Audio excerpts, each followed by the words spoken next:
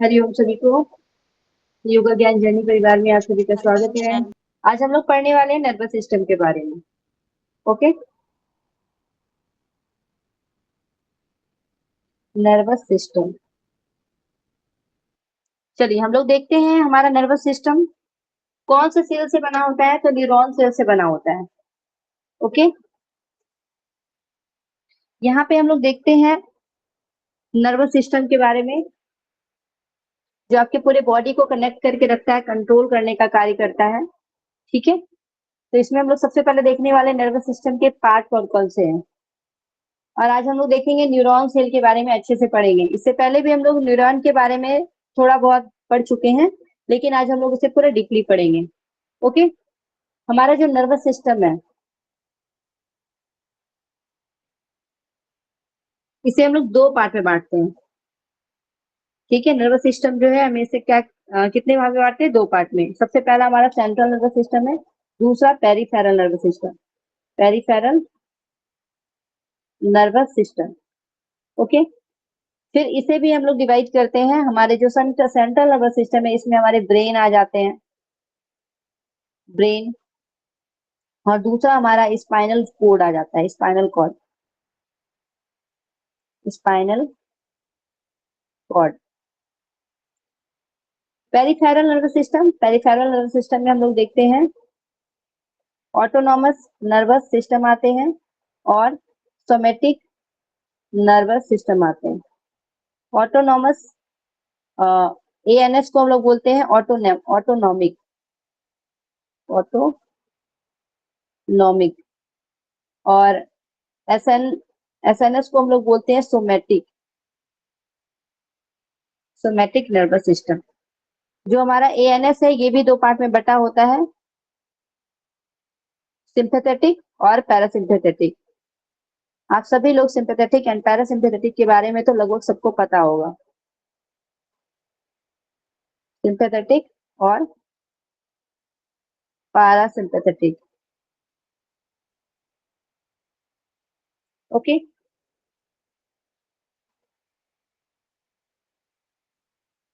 Clear है यहाँ तक सभी को? ये चार्ट आप लोगों को याद होना चाहिए सबसे पहले, जब हम लोग नर्वस सिस्टम के बारे में पढ़ रहे हैं तो। ओके,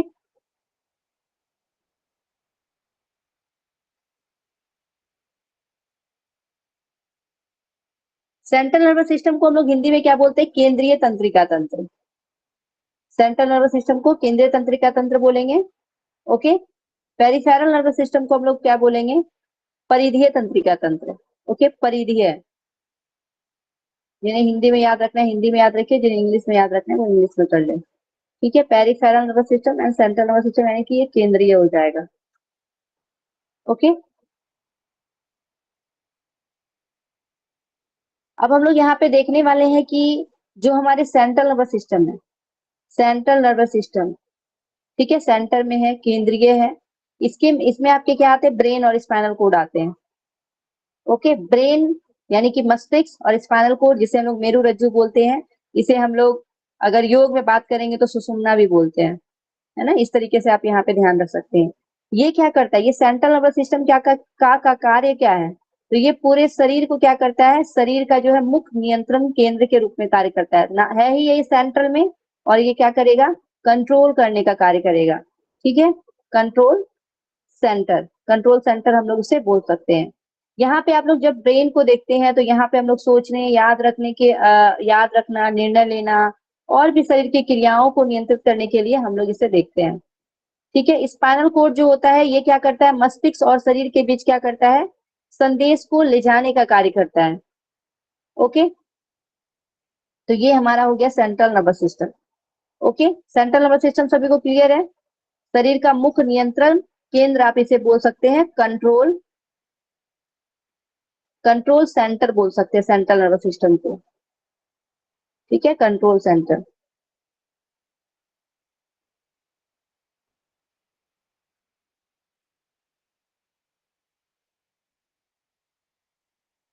ओके, उसी प्रकार हम लोग पेरिफेरल नर्वस सिस्टम की जब बात करते हैं, पेरिफेरल नर्वस सिस्टम, जिसे हम लोग परिधीय तंत्रिका तंत्र भी बोलते हैं, यहाँ पे आपके क्या आते हैं?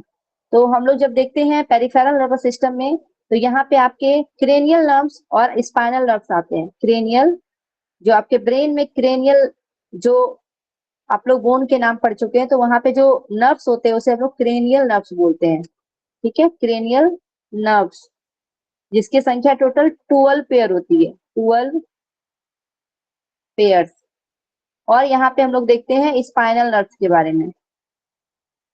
स्पाइनल नर्व्स, जिसकी अगर यहाँ पे देखेंगे कि स्पाइनल कॉर्ड से ये निकलती है ये नर्व्स, और इसका जो होता है ये 31 पेयर होता है, 31 पेयर्स। तो पेरिफेरल नर्वस सिस्टम जो है क्रेनियल नर्व्स और स्पाइनल नर्व से मिलकर बना होता है। ठीक है, 12 आपके होते हैं क्रेनियल नर्व्स और 31 होते हैं आपके स्पाइनल नर्व्स। ओके, क्लियर होगा यहाँ तक आपको परिधीय तंत्रिका तंत्र। इससे पहले हम लोग सीएनएस के बारे में पढ़े, जिसमें आपके ब्रेन और स्पाइनल कोड आते हैं। ओके, अब यहाँ पे हम लोग देखेंगे कि जो आपकी परिधीय जो तंत्रिका तंत्र है, इसे भी हम लोग दो पार्ट में डिवाइड किए थे। एक आपका एएनएस है, ऑटोनॉमिक नर्वस सिस्टम है, और एक आपका सोमेटिक नर्वस सिस्टम है। ओके, सबसे पहले जो ये आपके परिधीय तंत्रिका तंत्र है, ये क्या करता है, ये जो है आपके सेंट्रल नर्वस सिस्टम से जोड़ने का कार्य करता है, यानी कि शरीर के सभी हिस्सों को किससे जोड़ेगा, सीएनएस से जोड़ेगा, क्योंकि ये परिधीय है। ठीक है, यहाँ पे आपके पेयर्स निकले हुए हैं, नर्व्स है, और ये नर्व्स जो है ये सारे, क्योंकि आपको पता है कि कंट्रोल सेंटर कौन है, आपके सीएनएस है, तो ये सीएनएस से सभी को जोड़ने का कार्य करता है परिधीय तंत्रिका तंत्र। ठीक है, सीएनएस से जोड़ने का कार्य कौन कर रहा है, तो परिधीय तंत्रिका तंत्र करेगा, ये आपको ध्यान रखना है। और संदेश को क्या करता है, लाने और ले जाने का भी कार्य करता है। ओके, आपके जो भी इंफॉर्मेशन होंगे उसको ले जाएगा और लाने का कार्य करेगा कौन, पेरिफेरल नर्वस सिस्टम। अब यहाँ पे जो आपके टू पार्ट है, एएनएस और आपके सोमेटिक नर्वस सिस्टम, तो यहाँ पे सबसे पहले हम देखेंगे somatic nervous system. Somatic, somatic means क्या होता है, यहाँ पे आपको ध्यान रखना है, सोमेटिक तंत्रिका तंत्र में स्वैच्छिक क्रियाएं, यानी कि वॉलेंट्री एक्शन यहाँ पे होता है, वॉलेंट्री एक्शन होता है, वॉलेंट्री एक्शन। ओके, स्वैच्छिक यानी कि आप अपने पैर को हिलाते डुलाते हैं, लिखना, बोलना, गाना, खाना, जिसको आप नियंत्रित कर सकते हैं। ठीक है, जो आपके कंट्रोल में है उसे हम लोग क्या बोलते हैं, सोमेटिक यानी कि वॉलेंट्री एक्शन बोलते हैं। ठीक है, स्वैच्छिक। और जो आपके एएनएस है, ऑटोमेटिक, इसका नाम ही है क्या है, ऑटोनॉमिक नर्वस सिस्टम, यानी कि ये खुद ब खुद काम करेंगे, आपकी जरूरत यहाँ पे करने की नहीं है। जैसे कि आपका खाना का पचना, ठीक है, आपके जो सिस्टम कार्य करते हैं शरीर में, हृदय का धड़कना, ठीक है, हार्ट बीट करना, हार्ट बीट, उसके साथ ही आपके जो श्वसन का जो होता है, रेस्पिरेशन करना, और साथ में जो भी बॉडी की ऐसी क्रियाएं जो सिस्टम के थ्रू हमारा जो अंदर में होता है, भोजन का पचना, ठीक है, जैसे कि किडनी का हम लोग कल सिस्टम पढ़े थे, वो सारी जो क्रियाएं हैं जो कि हमारे नियंत्रण में नहीं है, उसे हम लोग ऑटोनॉमिक नर्वस सिस्टम बोलते हैं। ठीक है, इसे हम लोग इनवॉलेंट्री बोलेंगे, क्या बोलेंगे, involuntary, involuntary action, involuntary action यानी कि अनैच्छिक क्रियाएं इसको बोलेंगे। सोमेटिक वाली आपकी ऐच्छिक होती है, स्वैच्छिक या फिर ऐच्छिक बोल सकते हैं। स्वैच्छिक यानी आपकी इच्छा से काम करेगी, और ऑटो जो नॉमिक नर्वस सिस्टम है ये आपकी इच्छा से काम नहीं करेगी। ओके, ये क्या होता है, ये अनैच्छिक होता है, अनैच्छिक। ठीक है, उसके बाद हम लोग देख रहे हैं आपके जो ऑटोनॉमिक नर्वस सिस्टम है, इसके भी दो पार्ट होते हैं, एक है आपका सिंपैथेटिक और एक है पैरासिम्पैथेटिक। ठीक है, सिंपैथेटिक और पैरासिम्पैथेटिक। सिंपैथेटिक को हम लोग क्या बोलते हैं, शॉर्ट में अगर देखा जाए तो इसे हम लोग बोलते हैं फाइट और फ्लाइट, फाइट एंड फ्लाइट बोलते हैं। ठीक है, ये ध्यान रखना है। ये आपके क्या करता है, ये जब एक्टिव होता है तो आपके धड़कन को तेज कर देता है, आपके सांस की गति को बढ़ा देता है, ब्रीदिंग रेट को बढ़ा देता है, पसीना आने लगता है। उसके साथ ही ये आपको जो है आपकी बॉडी को तैयार कर देता है किसी इमरजेंसी में कैसे उससे लड़ना है। जैसे कि आपको अचानक जब डर लग जाता है, पता चलता है भूत है आपके सामने, कोई खड़ा है और आप कुछ अजनबी टाइप का चीज है, आप उससे डर जाते हैं, तो जब डरते हैं तो क्या होता है, आपकी हार्ट बीट बढ़ जाती है। ठीक है, हार्ट बीट आपकी बढ़ जाएगी। उसके बाद जो आपका ब्रीदिंग जो है वो भी क्या हो जाएगा, बढ़ जाएगा। उसके साथ ही आप स्वेटिंग होने लगेगा, यानी कि पसीना आएगा, स्वेटिंग होने लगेगा। ठीक है, ये ध्यान देना है, और आप प्रिपेयर हो जाएंगे बॉडी इन इमरजेंसी, यानी कि इमरजेंसी में लड़ने के लिए आप यहाँ पे प्रिपेयर हो जाते हैं। सिंपैथेटिक जब आपका एक्टिव होता है। पैरासिम्पैथेटिक को हम लोग क्या बोलते हैं, तो इसे हम लोग शॉर्ट में याद रखेंगे, rest and digest. Rest and digest आपके एग्जाम में ये क्वेश्चन आया हुआ है, ठीक है। पैरासिम्पैथेटिक में रेस्ट एंड डाइजेस्ट, ये आपको ध्यान रखना है। यहाँ पे जो चीजें यहाँ पे हो रही है उसके जस्ट अपोजिट होती है। जब आपको पता चल जाता है कि सामने कुछ नहीं है तो आप फिर से नॉर्मल हो जाते हैं, यानी कि आपकी जो हार्ट बीट होती है वो स्लो हो जाती है, नॉर्मल हो जाती है।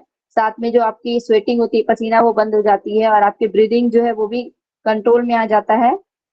और यहाँ पे आप जो है आराम और शांति की स्थिति में आ जाते हैं। इसी वजह से यहाँ पे रेस्ट एंड डाइजेस्ट, यानी कि रेस्ट, जब डाइजेशन की क्रिया कब होता है, जब आप शांत रहते हैं, ठीक है, रेस्ट के मूड में रहते हैं। तो वही यहाँ पे रेस्ट एंड डाइजेस्ट से यहाँ पे रिलेट किया गया है। ओके,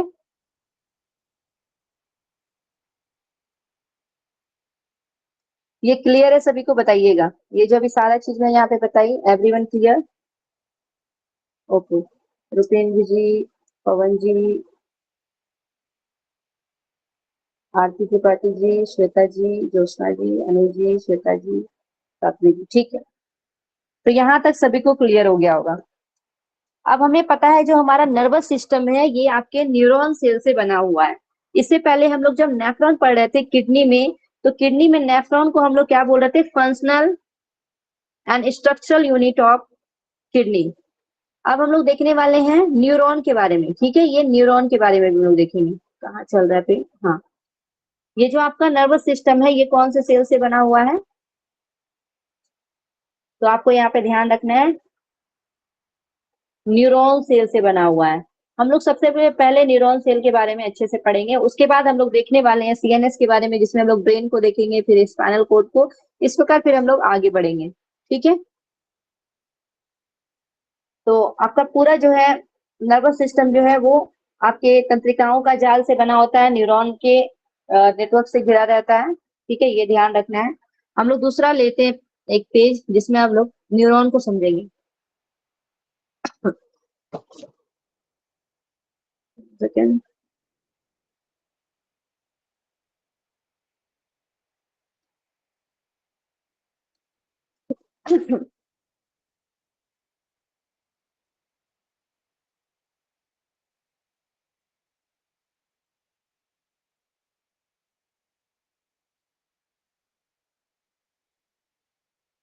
सबसे पहले आप लोग स्ट्रक्चर को देख लीजिए।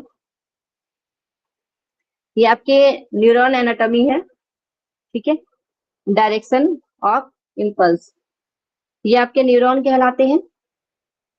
ये जो आप स्ट्रक्चर देख रहे हैं, जो इस तरीके से शाखाएं निकली हुई, इसे हम लोग डेंड्रॉइड्स बोलते हैं, ठीक है, डेंड्रॉइड्स।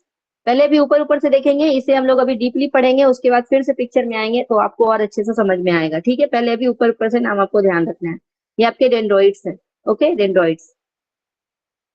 उसके बीच में आपके क्या पाए जाते हैं, तो सेल बॉडी, जिसे हम लोग सोमा के नाम से भी जानते हैं, शॉर्ट में इसे सोमा भी बोलते हैं। ये आपके सेल बॉडी कहलाते हैं, ठीक है, सेल बॉडी। सेल बॉडी के बीच में न्यूक्लियस होता है, ठीक है। उसके साथ ही हम लोग देखेंगे ये वाला जो लंबा जैसा एरिया जो दिख रहा है, ये पूरा लंबा वाला, यहाँ से लेके यहाँ तक जो आपको एरिया दिख रहा है, इसे हम लोग एक्सॉन के नाम से जानते हैं, ठीक है, एक्सॉन। और इसी एक्सॉन में, ये जो एक्सॉन है ये आपके स्वान सेल से बना हुआ है, ये जो आप देख रहे हैं ये आपके स्वान सेल से बना हुआ है, ओके। और ये जो चौड़ी चौड़ी पट्टी दिख रही है इसे हम लोग क्या बोलते हैं, माइलिन शीथ, यानी कि आपके एक्सॉन जो है वो माइलिन शीथ से बनी हुई है, ठीक है, माइलिन शीथ। और ये माइलिन शीथ किससे बना हुआ है, तो स्वान सेल से बना हुआ है, ओके, ये आपको ध्यान रखना है।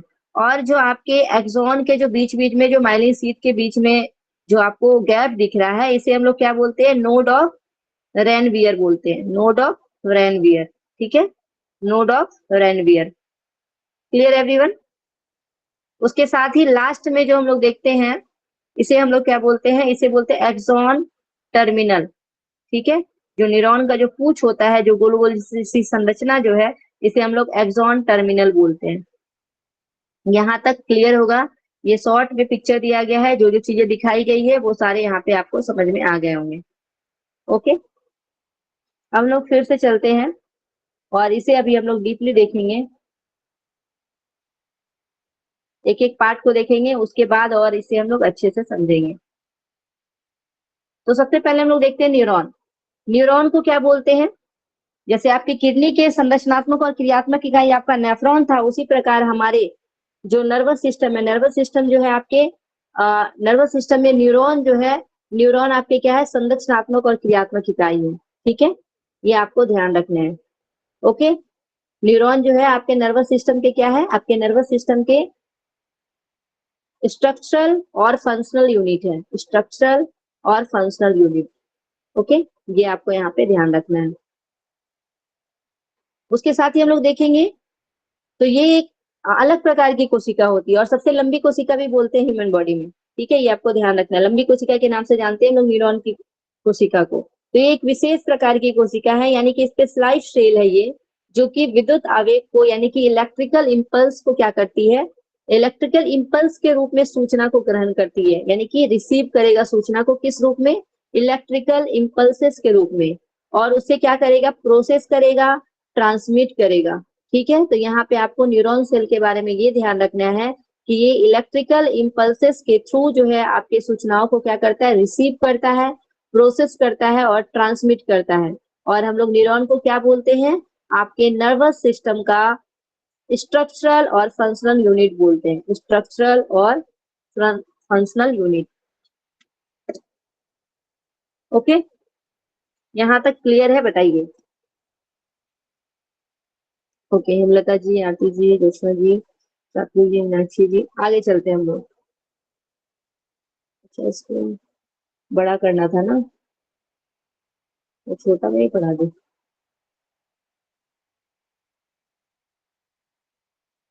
नेक्स्ट हम लोग देखेंगे यहाँ पे न्यूरॉन के भाग। अभी जैसे कि हम लोग पिक्चर में देख रहे थे ना न्यूरॉन के भाग, अब यहाँ पे अलग अलग से देख लेते हैं किस तरीके से उसकी संरचना है, क्या कार्य है, वो हम लोग यहाँ पे देखेंगे।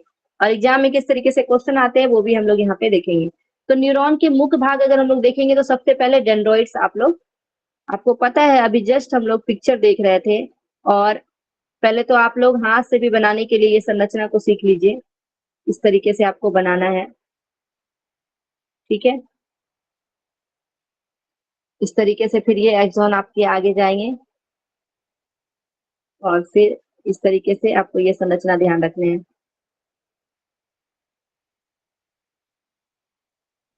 ओके, ये जो आपके शाखा जो इस तरीके से निकली हुई है, ये जो शाखा निकली हुई है, इसे हम लोग क्या बोलते हैं, इसे हम लोग डेंड्रॉइड्स बोलते हैं। ठीक है, अभी हम लोग सबसे पहले देखने वाले हैं डेंड्राइड्स के बारे में। ठीक है, तो ये आपके डेंड्रॉइड्स कहलाते हैं। बीच में आपके सेल बॉडी है, सेल बॉडी जिसे हम लोग सोमा के नाम से भी जानते हैं। ये वाला एरिया आपका एक्सॉन कहलाता है।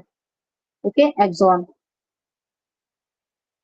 तो यहाँ पे हम लोग डेंड्रॉइड्स के बारे में देख रहे हैं। डेंड्रॉइड्स ये जो है छोटे शाखाओं जैसी प्रोजेक्शन, क्या होते हैं, प्रोजेक्शन होते हैं।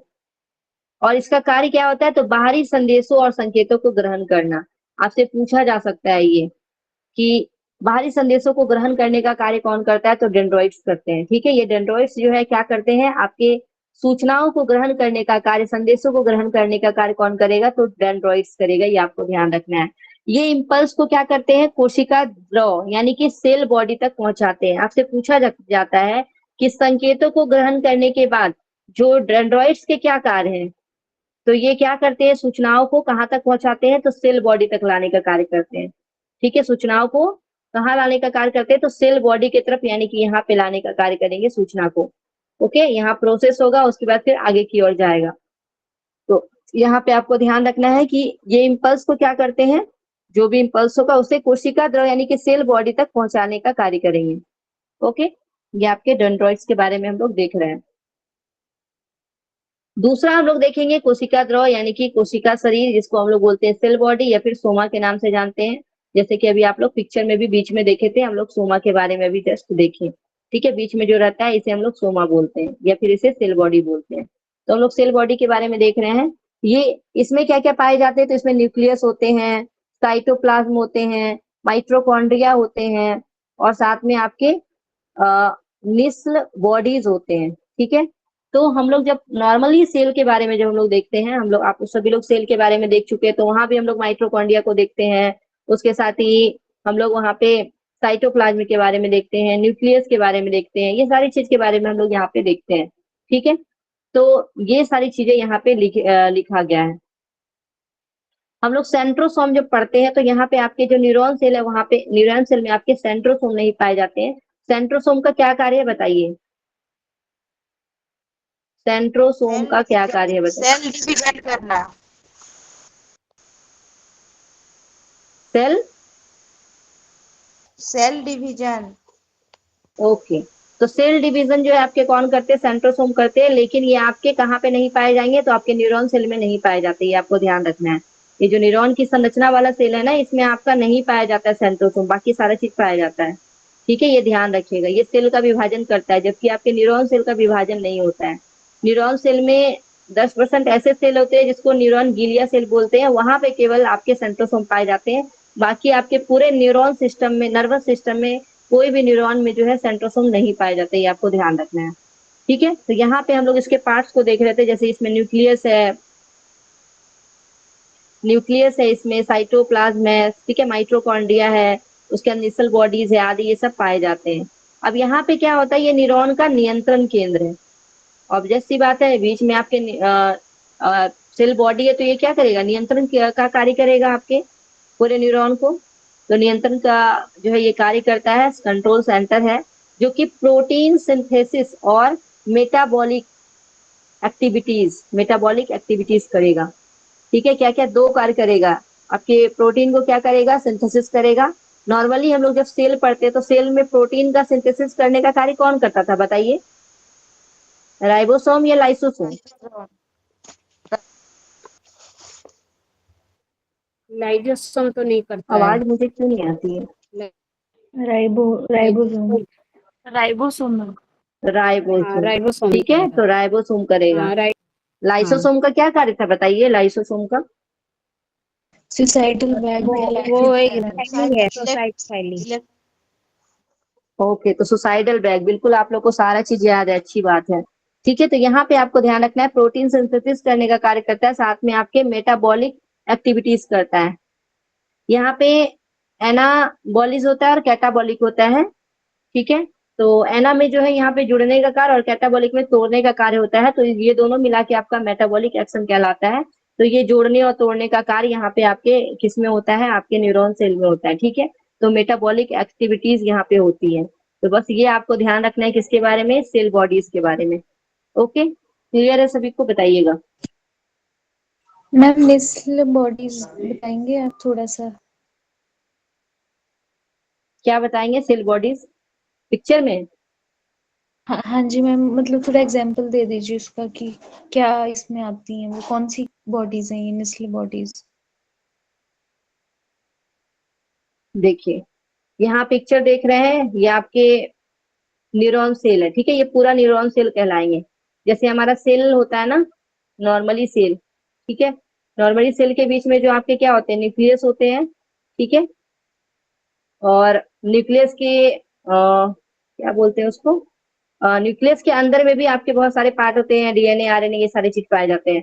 तो उसी प्रकार हम लोग यहाँ पे जैसे बीच में देख रहे हैं ना, तो ये आपके सेल बॉडी कहलाते हैं, और इसके अंदर जो है आपके क्या होते हैं? न्यूक्लियस वगैरह होते हैं। ये सेल बॉडी जो बीच में देख रहे हैं, इसके अंदर आपके न्यूक्लियस होते हैं, साइटोप्लाज्म होते हैं, माइटोकॉन्ड्रिया होते हैं, सारी चीज, यानी कि ये जो आपका ये जो पूरा सेल है ना, ये पूरा सेल आपके बीच में है। इस तरीके से आप यहाँ पे समझ सकते हैं। नॉर्मली जो हम लोग सेल पढ़ रहे थे ना, वो पूरा सेल के पार्ट जो है ना, वो आपके सेल बॉडी के अंदर है। इस तरीके से आप यहाँ ध्यान रख सकते हैं। ठीक है, यानी कि मैम रिमेनिंग जितने भी के सेल बारे में बोल रहे ऑर्गेनिज्म, हैं। एक कोई बोलिए। मैम यानी इसका मतलब है कि जितने भी रिमेनिंग सेल ऑर्गेनिज्म सब इसके अंदर आएंगे नेस्ल बॉडीज के अंदर। हाँ हाँ, ओके। और कोई कुछ बोल रहे हैं? जोशना जी? हाँ मैम, ये जो आखिरी में माइटोकॉन्ड्रिया के बाद एक है निस्ल बॉडी, वो क्या है, वो एक बार समझा देते। अच्छा ठीक है, इसको मैं बता दूंगी आगे, पहले अभी इतना पहले समझना है। ठीक है, इसके पार्ट को बता दूंगी। ठीक, आगे बढ़ते हैं। अभी जब पिक्चर आएगा ना, तो पिक्चर में आपको वो चीजें समझा देंगे। ठीक है, अब हम लोग देखेंगे एक्सॉन के बारे में। एक्सॉन जो लंबी जैसी ऐसी होती है संरचना, इसे हम लोग एक्सॉन बोलते हैं। तो ये जो है लंबा और पतला तंतु होता है, लॉन्ग होता है और थिन और फाइबर वाला होता है। ठीक है, थिन फाइबर होता है। ये क्या करेगा, तो इसका कार्य क्या है, संदेशों को सेल बॉडी से दूर लेके जाने का कार्य करता है। ठीक है, संदेश जो है प्राप्त कौन कर रहा था, तो आपका डेंड्रॉइड्स जो है वो संदेश को प्राप्त कर रहा था, जबकि आपके संदेशों को दूर लेके जाने का कार्य कौन कर रहा है, तो एक्सॉन कर रहा है। ठीक है, ये आपके एक्सॉन है। और ये जो आपके डेंड्रॉइड्स थे, तो ये डेंड्रॉइड्स क्या कर रहे हैं, संदेश को लाने का कार्य करते हैं, संदेश को लाने का कार्य करेंगे और फिर सेल बॉडी के पास लेके जाते हैं, यहाँ प्रोसेस होगा, फिर संदेश को लेके जाने का कार्य कौन करेगा, तो ये आपके एक्सॉन करेंगे। सेल बॉडी से दूर लेके जाने का कार्य कौन करता है, तो एक्सॉन करता है। ये आपके एग्जाम में क्वेश्चन पूछा जाता है। ठीक है, सेल बॉडी से दूर लेके जाने का कार्य कौन करता है, तो आपके एक्सॉन। वही चीजें यहाँ लिखी गई है कि इसका कार्य है संदेशों को सेल बॉडी से दूर लेकर जाना। इसकी लंबाई जो है कुछ मिलीमीटर से लेकर 1 मीटर तक होती है। ठीक है, मिलीमीटर से 1 मीटर के बीच होती है। ये आपको एक्सॉन का ध्यान रखना है। ये हम लोग सिर्फ संरचना के बारे में पढ़ रहे हैं। ठीक है, अभी इसके क्या कार्य है वो हम लोग थोड़ा थोड़ा देख रहे हैं और इसे समझेंगे हम लोग। माइलिन शीथ के बारे में देखेंगे अब। माइलिन शीथ, माइलिन शीथ जो है ये एक्सॉन को ढकने वाली वसा युक्त परत है। ठीक है, आपके जो ये एक्सॉन है इसके ऊपर माइलिन शीथ लगी हुई है। ठीक है, इस तरीके से माइलिन शीथ लगी थी, है ना, दोनों साइड से। तो ये जो है एक्सॉन को ढकने वाली वसा युक्त परत होती है और ये जो है स्वान सेल से बनी होती है। तो ये किससे बना हुआ है, आपके स्वान सेल से बना हुआ है। ठीक है, स्वान सेल से बना हुआ है। उसके साथ ही ये संदेश के प्रवाह को तेजी यानी कि फास्ट जो है क्या करती है, कंडक्शन कराती है। बहुत तेजी से आपकी यहाँ से सूचना क्या होती है, यहाँ पे बहुत तेजी से आपकी सूचना जाती है। ठीक है, ट्रांसमिट करती है। माइलिन युक्त जो आपकी तंतु है ये संदेशों को जो है सेल सेल्टा ट्रोई सेल्टा ट्रोडी कंडक्शन द्वारा तेजी से लेके जाती है। यानी कि इस तरीके से आपका संदेश जाता है, सीधा इस तरीके से नहीं जाएगा, एक माइलिन शीथ से होते हुए दूसरा माइलिन शीथ, इस तरीके से आपके जो है संदेश यहाँ पे कंडक्ट करते हैं। ठीक है, ये आपको ध्यान रखना है। तो माइलिन शीथ युक्त जो है ये क्या होता है, आपको ये ध्यान रखना है कि ये आपके वसा युक्त परत होती है जो कि एक्सॉन को ऊपर से ढकती है। ओके, यहाँ पे संदेश बहुत तेजी से आगे बढ़ता है। ओके, आगे देखेंगे हम लोग।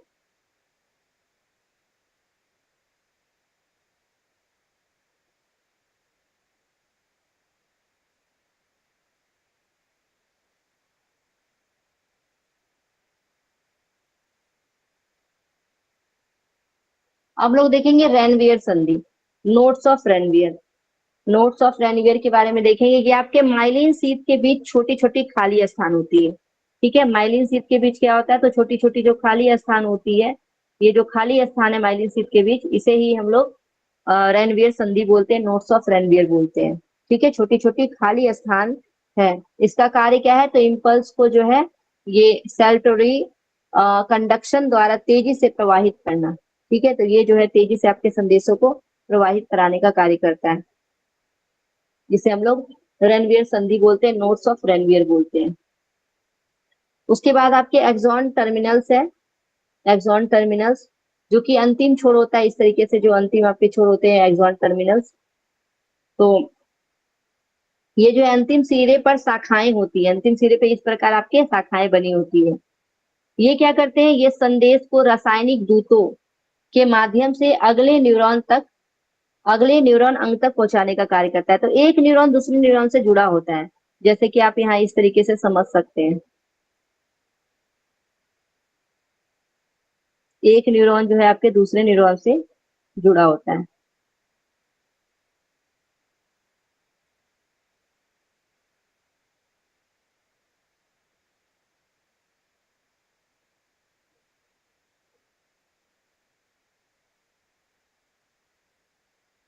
ये जो है आपके क्या है, ये जो पीछे वाला है इसे हम लोग एक्सॉन टर्मिनल्स बोलते हैं। और इसके पीछे जस्ट फिर से आपका क्या होगा, इस तरीके से आपके न्यूरॉन फिर से बने होंगे। इसी तरीके से सूचना क्या होता है, एक न्यूरॉन से दूसरे न्यूरॉन, दूसरे न्यूरॉन से तीसरे न्यूरॉन, फिर आपके पूरे बॉडी जो है में ये कनेक्ट कराने का फिर कार्य करता है, तो ये सूचनाओं को। ठीक है, तो यहाँ पे यही ध्यान रखना है कि एक्सॉन के अंतिम सिरे की शाखाएं होती है और ये संदेशों को जो है रासायनिक दूतों के माध्यम से अगले न्यूरॉन अंग तक लेके जाने का कार्य करता है। तो केमिकल मैसेंजर का ये कार्य करता है, ये आपको ध्यान रखना है। किस तरीके से लेके जाता है संदेशों को? तो केमिकल मैसेंजर की तरह ये कार्य करता है, ये आपको यहाँ पे ध्यान रखना है। ओके, अब हम लोग देखेंगे सिनेप्स के बारे में। आपके एग्जाम में इससे क्वेश्चन आया हुआ था, इसी बार का क्वेश्चन पूछा गया है कि सिनेप्स किसे बोलते हैं हम लोग। ठीक है, तो सिनेप्स जो है आपके दो न्यूरॉन के बीच के संपर्क स्थान को क्या बोलते हैं? जंक्शन को क्या बोलते हैं? सिनेप्स बोलते हैं। ठीक है, दो न्यूरॉन्स के बीच के संपर्क स्थान को सिनेप्स बोलते हैं। ओके, ये जो है आपके प्रीसिनेप्टिक न्यूरॉन और पोस्ट सिनेप्टिक न्यूरॉन के बीच होता है। ठीक है, प्रीसिनेप्टिक न्यूरॉन और आपके जो है पोस्टिनेप्टिक न्यूरॉन के बीच होता है ये सिनेप्स। ठीक है, दो न्यूरॉन के बीच के संपर्क स्थान, यानी एक न्यूरॉन इस तरीके से है और फिर यहाँ से आपके दूसरे न्यूरॉन जो इस तरीके से शुरू है, तो इसके बीच का जो स्थान है इसी को हम लोग क्या बोलते हैं? सिनेप्स बोलते हैं। ओके, यहाँ पे क्या है? तो एक आपके प्रीसिनेप्टिक न्यूरॉन्स है और एक आपके पोस्टिनेप्टिक न्यूरॉन्स है। ठीक है, आगे पीछे अगर हम लोग देखेंगे तो यहाँ पे क्या होता है? मैसेज जो होता है ये विद्युत संकेत से रासायनिक संकेत में बदल जाता है। तो आप लोग पढ़े हैं कि इलेक्ट्रिक इम्पल्सेस के थ्रू जो है न्यूरॉन कार्य करने का कार्य करता है। तो और ये जब आगे की ओर जाता है तो क्या करता है? केमिकल सिग्नल में बदल जाता है। ठीक है, केमिकल सिग्नल में बदलकर ये ट्रांसमिट होता है। तो यहाँ पे यही ध्यान रखना है कि आपके इलेक्ट्रिकल सिग्नल जो है वो रासायनिक संकेत यानी केमिकल सिग्नल में बदल जाते हैं। ओके, अब हम लोग इसके कार्य को देखेंगे। न्यूरॉन का कार्य क्या है, ये आपसे पूछे जा सकते हैं। तो ये संदेशों को सबसे पहले ग्रहण कौन करेगा? बताइए, आपके संदेशों को ग्रहण करने का कार्य कौन करता है? डेंड्राइट। डेंड्रॉइड्स आपके संदेशों को ग्रहण करेगा। संदेशों का विश्लेषण कौन करेगा? प्रोसेसिंग का कार्य कौन करेगा? Cell body. ओके, आपके संदेशों के संचार करना यानी कि आगे की ओर ट्रांसमिट करने का कार्य कौन करेगा? एक्सॉन। तो आपके एक्सॉन करेंगे। अगले न्यूरॉन अंग तक संदेशों को पहुंचाना। ठीक है, तो ये किसके माध्यम से होगा? Axon terminals. नहीं, उसको यस यही तो गलत मारे है ना एग्जाम में, इसी का आंसर तो सब लोग गलत दे के आए हैं ना। अगले न्यूरॉन तक संदेशों को पहुंचाने का उसके बीच के जो ट्रांसपोर्ट का जो बीच का क्षेत्र होता है ना उसे हम लोग सिनेप्स बोलते हैं। हाँ ठीक है, संदेशों को जो आपका पिछले भाग में पहुंचाने का कार्य करता है वो तो ट्रांसमीटर होगा ही, एक्सॉन। लेकिन ये आपको दोनों के बीच वाला स्थान को सिनेप्स ध्यान रखिएगा। ठीक है, ये क्वेश्चन भी आपके एग्जाम में आया हुआ है।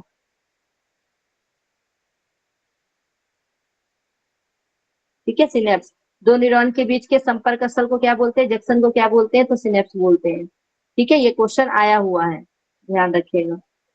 और आपके जो एक्सॉन टर्मिनल्स है, एक्सॉन टर्मिनल्स ये आपके अंतिम सिरे पर शाखाएं होती है। अंतिम सिरे पे जो शाखाएं होती है उसे हम लोग क्या बोलते हैं? टर्मिनल्स बोलते हैं। ठीक है, ये अगले न्यूरॉन तक संदेशों को क्या करती है? अंगों तक पहुंचाती है, अगले न्यूरॉन तक। ये ध्यान रखना है।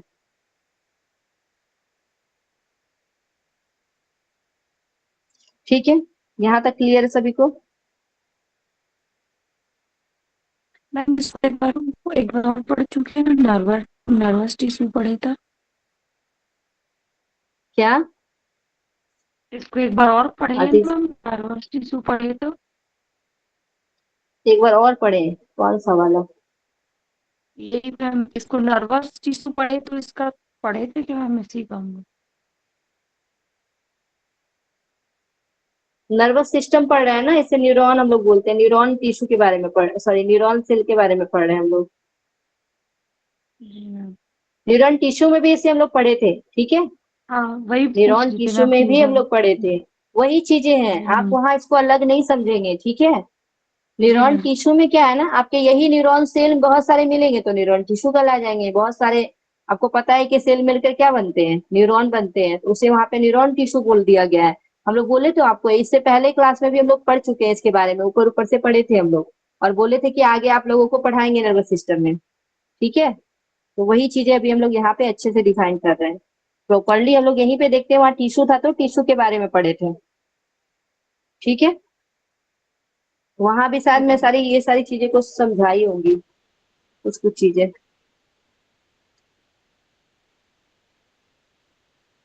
अब हम लोग एक बार फिर से पिक्चर में आते हैं।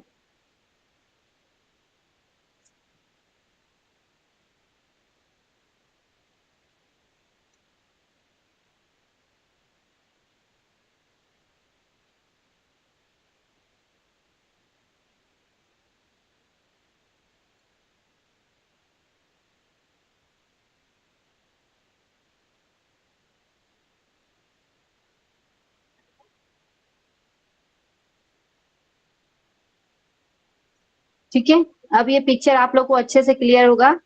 ये शाखाएं वाले भाग को डेंड्रॉइड्स बोलते हैं, ठीक है। डेंड्रॉइड्स क्या करता है बताइए आप लोग, सूचनाओं को क्या करेगा, कहाँ तक लेके जाएगा? सेल बॉडी सेल बॉडी तक। सेल ठीक बॉडी है, सेल बॉडी सूचनाओं को लेकर जाएगा। सेल बॉडी में क्या कार्य होता है बताइए, सूचनाओं का क्या होता है यहाँ पे? प्रोसेसिंग, संकेत विश्लेषण होता है मैम। ओके, प्रोसेसिंग यानी विश्लेषण का कार्य होगा। उसके बाद हम लोग आगे बढ़ते हैं कि ये जो आपकी लंबी जैसी संरचना है इसे हम लोग क्या बोलते हैं? एक्सॉन। एक्सॉन बोलते हैं मैम। एक्सॉन, ठीक है। ये तीनों नाम आपको याद हो गया, डेंड्रॉइड, सेल बॉडी और एक्सॉन, ठीक है। अब एक्सॉन में जो हम लोग तीन चीजों को देखेंगे, ठीक है, तीन चीजों को देखेंगे। सबसे पहले ये जो आपके स्वान सेल से बना हुआ है, स्वान सेल से क्या बना हुआ है आपके? Myelin sheath. और आपके एक्सॉन जो है वो माइलिन शीट से भरी होती है। एक्सॉन किससे भरी हुई है? तो माइलिन शीट से। 1 2 3 ये जो देख रहे हैं ना, ये आपके माइलिन शीट कहलाती है। और ये माइलिन शीट किससे बना हुआ है? तो स्वान सेल से बना हुआ है, ठीक है। याद रहेगा, ये माइलिन शीट किससे बना हुआ है बताइएगा? स्वान सेल से। ऑन सेल से। Schwann cell. और माइलिन शीट क्या बनाता है? बहुत सारी माइलिन शीट मिलकर क्या बनाता है? एक्सॉन। एक्सॉन, ठीक है। नहीं, स्नैप्स अभी कैसे होगा भाई? स्नैप्स तो हम लोग यहाँ पढ़े हैं ना, 2 न्यूरॉन के बीच के स्थान को सिनेप्स बोलते हैं, ठीक है। तो ये आपके एक्सॉन, एक्सॉन में आपके क्या होते हैं? माइलिन शीट होता है। और ये माइलिन शीट जो होता है ये आपके स्वान सेल से मिलकर बना होता है। और इस माइलिन शीट के बीच में जो स्थान होता है, ये जो स्थान देख रहे हैं इसे हम लोग क्या बोलते हैं? नोड ऑफ रेनवियर बोलते हैं, नोड ऑफ रेनवियर, ठीक है, नोड ऑफ रेनवियर। और ये आपका क्या कहलाता है? लास्ट वाला जो आपकी शाखाएं हैं एक्सॉन के, जो लास्ट वाली जो टर्मिनल है इसे हम लोग एक्सॉन टर्मिनल बोलते हैं, ठीक है। और ये बीच में जो आपका खाली स्थान कहलाता है, यानी कि इसके जस्ट पीछे एक और फिर से न्यूरॉन बना हुआ है, तो उसके बीच के खाली स्थान को हम लोग सिनेप्स बोलते हैं, ठीक है।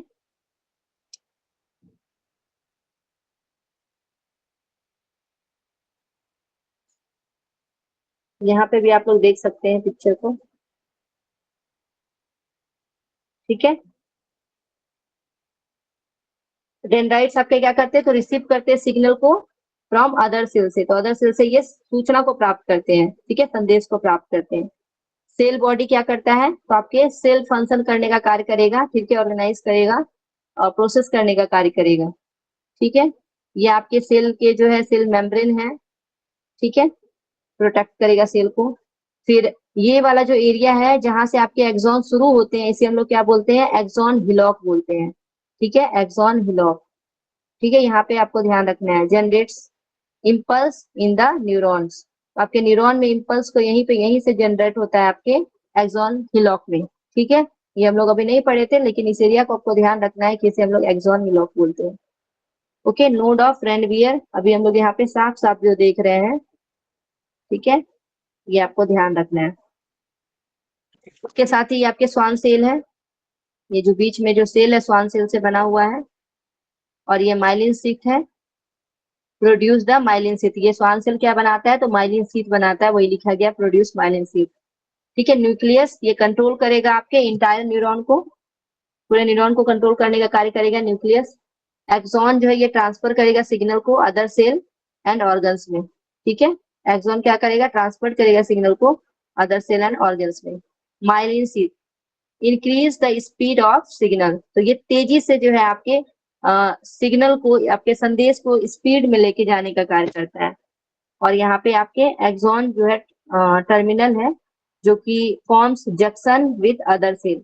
तो दूसरे सेल से मिलता है, दूसरे न्यूरॉन सेल से जंक्शन का कार्य करता है कौन? आपके एक्सॉन टर्मिनल।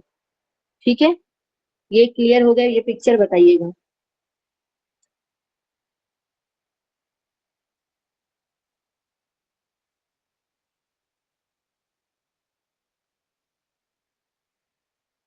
वही सारी चीजें जो है हम लोग को यहाँ भी देखने को मिल रहा है। अब ज्यादा पिक्चर में जाने की जरूरत नहीं है। ठीक है, हम लोग यहाँ पे न्यूरॉन के टाइप भी देखेंगे और भी कुछ कुछ चीजें जो है आपकी बची हुई है उसे भी हम लोग देखेंगे। ठीक है, आप लोग जो है इसे पिक्चर इस तरीके से शॉर्ट में बनाने के लिए सीखेंगे। अभी हम लोग सबसे पहले चलते हैं अपने हैंड के थ्रू हम लोग पिक्चर बनाएंगे। ठीक है, सभी लोग बनाएंगे और उसके नाम को लिखेंगे और बताइएगा नाम क्या क्या है। ओके,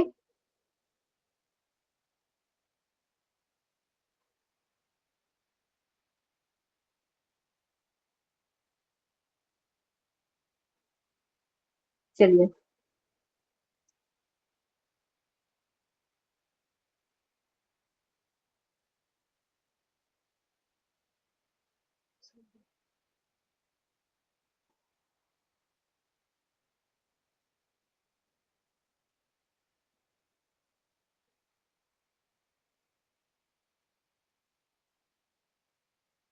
इस तरीके से आगे जाएगा आपका एक्सॉन।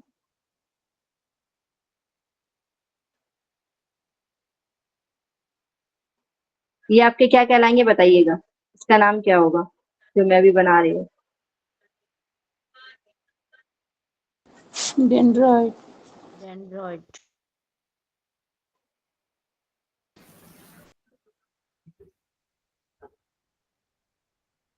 तो इसका नाम क्या है? डेंड्रॉइड्स। ठीक है, डेंड्रॉइड्स। ये जो आपके एक्सॉन के ऊपर जो बनी है ये वसा युक्त प्रदार्थ, इसे हम लोग क्या बोलेंगे बताइए? Myelin sheath. नाम बताइए। Myelin sheath. Myelin sheath. Myelin sheath बोलेंगे। ओके, नेक्स्ट आपको बताना है इसके बीच वाले स्थान को क्या बोलेंगे? नोड ये जो ऑफ बीच वाले रनवे। स्थान इसे क्या बोलेंगे? Node of runway. Node of node runway. Runway. Node of ठीक है, रनवे। Node of. बहुत अच्छा। ये पूरी संरचना यहाँ से यहाँ वाली संरचना को क्या बोलेंगे? Axon. Axon. Axon ma'am. Axon. Okay, ये जो आपके बीच वाली संरचना है यहाँ पे इसको क्या बोलेंगे? इसको शॉर्ट फॉर्म में क्या सोमा। बोलते हैं वो भी बताइएगा। Soma soma ma'am, soma. Nucleus. Soma. Soma soma. और क्या बोलते हैं? Cell body. Okay, cell body. Nucleus इसके अंदर में पाए जाएंगे। ठीक है, सेल बॉडी के अंदर सेल में बॉडी। आपके न्यूक्लियस पाए जाएंगे। और क्या क्या चीज पाए जाएंगे बताइए? सेल बॉडी के अंदर में क्या क्या चीजें पाई जाएंगी जो भी हम लोग देखे हैं? माइटोकॉन्ड्रिया। माइटोकॉन्ड्रिया। डीएनए और जो भी सेल है। Cell membrane. ओके, और आप ये बताइए नेसिस कि इसमें बॉडी। हाँ क्या नहीं पाए जाएंगे वो बताना है आपको। सेंट्रोसोम। सेंट्रोसोम। सेंट्रोसोम। सेंट्रोसोम नहीं पाए जाएंगे। सेंट्रोसोम क्यों नहीं पाए जाएंगे बताइए? उसमें सेल डिवीजन होता है इसमें सेल इसलिए। डिवीजन नहीं होता है। सेल डिवीजन नहीं होता मैम। नहीं होता है ओके, तो इसमें। सेल डिवीजन जो है यहाँ पे नहीं होता है। इसी वजह से जो है जो हमारे बचपन से जितने भी हम हमारे बॉडी में न्यूरॉन है उसकी संख्या उतना का उतना ही रहता है। ठीक है, इसीलिए आपको ब्रेन को बचाने के लिए बोला जाता है। ठीक है, एक बार चोट लग गई, आपके न्यूरॉन सेल में प्रॉब्लम आ गई तो बड़ी दिक्कत जो है देखनी पड़ती है, क्योंकि इसका सेल डिवीजन नहीं होता है। एक बार ये खराब हो जाएगा तो फिर से बनेगा नहीं। ठीक है, लेकिन एक जगह जो है न्यूरॉन गिलिया सेल पाया जाता है जहाँ पे सेल डिवीजन होता है, और जब सेल डिवीजन बहुत ज्यादा हो जाता है तो आपके जो है ब्रेन में बीमारी हो जाती है, वो कैंसर की बीमारी। क्योंकि कैंसर की बीमारी तभी होती है जब सेल डिवीजन बहुत ज्यादा हो जाता है, तो वहां पे फिर आपको ब्रेन में देखने को मिलता है कैंसर की बीमारी। ठीक है, तो उसकी संख्या बहुत कम होती है, वो रेयर केस में देखने को मिलता है। ठीक है, फिलहाल आपको ध्यान रखना है कि सेंट्रोसोम जो है नहीं पाए जाते आपके न्यूरॉन सेल में। ठीक है, अब आप लोग बताइएगा ये वाला एरिया क्या कहलाता है? Axon terminal. Axon okay, terminal. Axon terminal. Okay, दो न्यूरॉन समझ लीजिए। यहाँ पे एक और फिर से मैं न्यूरॉन बना देती हूँ। दो न्यूरॉन के बीच के स्थान को क्या बोलेंगे? ये बीच वाला स्थान को क्या बोलेंगे? सिनेप्स। सिनेप्स। ठीक है, साइनेप्स बोलेंगे। ठीक है, साइनेप्स। बहुत अच्छा। अब आपको ये बताना है कि संदेश को दूसरे सेल बॉडी से आपके न्यूरॉन के सेल बॉडी तक लाने का कार्य कौन करेगा? डेंड्राइट। सिनेप्स। सिनेप्स। सिनेप्स। ठीक है, क्या बोले मैम, एक बार फिर से पूछिए। एक्सॉन करेगा ना, ओहो, एक न्यूरॉन कंफ्यूज हो से गया आप दूसरे लोग। न्यूरॉन। मैं डेंड्राइट नहीं क्वेश्चन होगा। सुनी नहीं थी मैम। एक न्यूरॉन से दूसरे न्यूरॉन में सेल, सॉरी, यहाँ मैं ये बता रही थी कि सूचनाओं को, संदेशों को जो है न्यूरॉन तक लेके जाने का कार्य कौन करता है? संदेशों को एक्सॉन पहुंचाने का करता है कार्य ना कौन मैम, करता है? अन्य अन्य न्यूरॉन तक। एक्सॉन। एक्सॉन। एक्सॉन। एक्सॉन कैसे करेगा? वो तो मैं ग्रहण पूछ रही हूँ करता है ना। संदेशों को। न्यूरोट्रांसमीटर। Okay, neurotransmitter. ओके, ठीक है, अभी आप लोग उसको होल्ड कीजिए। संदेशों को ग्रहण करने का कार्य ये डेंड्राइट। बताइए। डेंड्राइट्स। सब डेंड्रॉइड्स करेगा। डेंड्राइट। ओके, संदेशों को ग्रहण करने का कार्य डेंड्रॉइड्स करेगा। लेकिन एक न्यूरॉन से दूसरे न्यूरॉन में, यहाँ पे आपके सिनेप्स बीच वाले स्थान को बोलते हैं। लेकिन अभी किसी ने आंसर दिया था, बताइएगा क्या आंसर दिए थे? न्यूरोट्रांसमीटर्स। न्यूरोट्रांसमीटर। Okay, neurotransmitter. ठीक है, वो जो है एक स्थान के संदेशों को दूसरे स्थान तक लेके जाने का कार्य करेगा। ठीक है, ये ध्यान रखना है। अब आपको ये बताना है कि जो आपके सेल बॉडी है, जो न्यूरॉन के अंदर जो आपके सेल बॉडी है, ये क्या करता है और आपके एक्सॉन क्या करते हैं, ये बताना है आपको। सेल बॉडी में प्रोसेसिंग करता है। प्रोसेसिंग करेगा।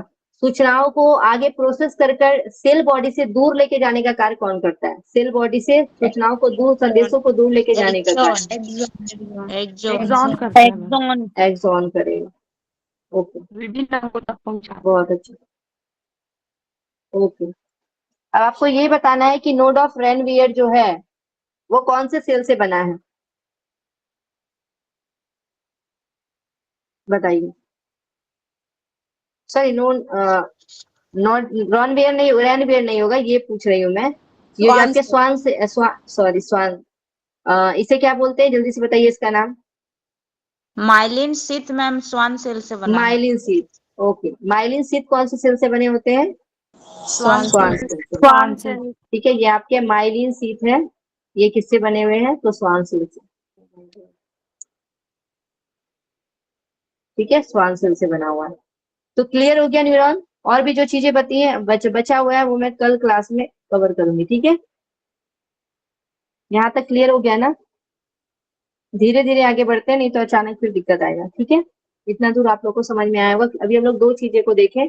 एक न्यूरॉन को तो पूरी तरीके से अभी हम लोग इसके पिक्चर वगैरह को देखेंगे। इससे पहले जो हम लोग यहाँ पे डिवाइड किए थे, ये आपके न्यूरॉन सिस्टम को, ये आप लोगों को अच्छे से ध्यान होना चाहिए। ठीक है, किस तरीके से हमारा जो नर्वस सिस्टम है वो सेंट्रल नर्वस सिस्टम और पेरिफेरल नर्वस सिस्टम जो है दो भागों में बढ़ता है। उसके बाद ये सेंट्रल नर्वस सिस्टम में आपके दो पार्ट आते हैं, ब्रेन और स्पाइनल कोड आते हैं।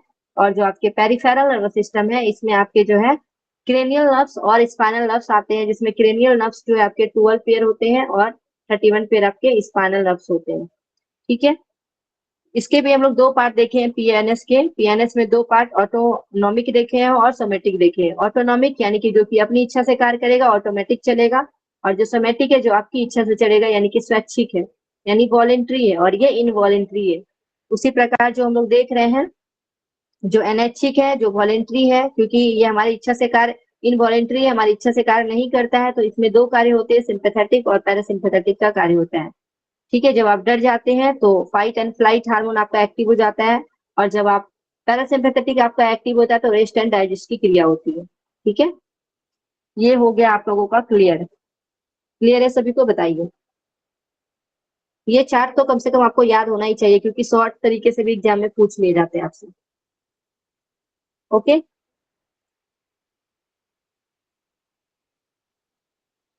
तो आज के लिए इतना ही रहने देते हैं हम लोग क्लास को। नेक्स्ट क्लास में हम लोग और भी चीजों को देखेंगे। ठीक है।